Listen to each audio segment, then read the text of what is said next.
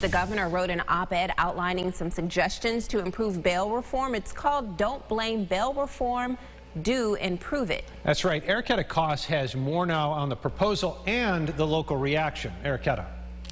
Good evening. That's right. A few days ago, the governor alluded to these potential changes in a press conference, but not in the manner she intended after discussions were leaked by the press. She says bail reform isn't the main cause of an uptick in violence, but it is a factor in the discussion.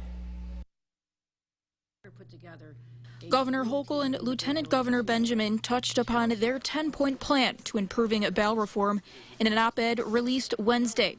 Senator Jeremy Cooney says this is a great starting point. Here are her first 10 ideas for what we can do on the criminal justice reform side.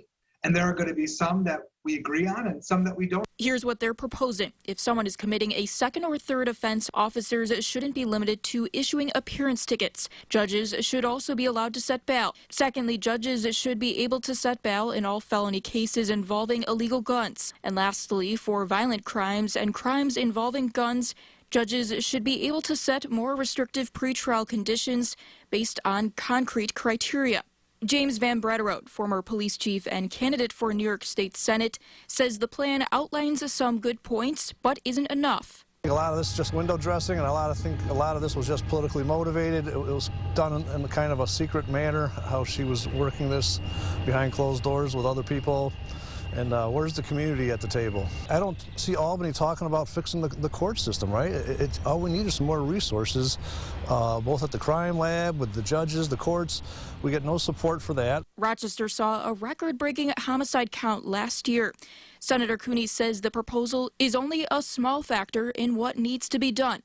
Bail reform was done for a reason. The size of a person's wallet should not determine whether they're staying in jail or not. What should be determined is the safety to the community. It does take a holistic approach, and that makes meaning critical investments in areas that we have underinvested in the state for a long time, such as pretrial services, making sure that people have workforce development opportunities to get good paying jobs.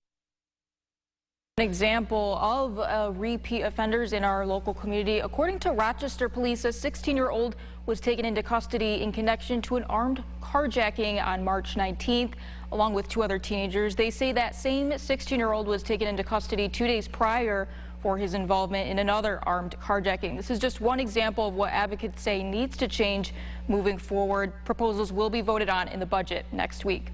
Reporting, Ericketta Koss, News 8. Ericketta, thank you. Meantime,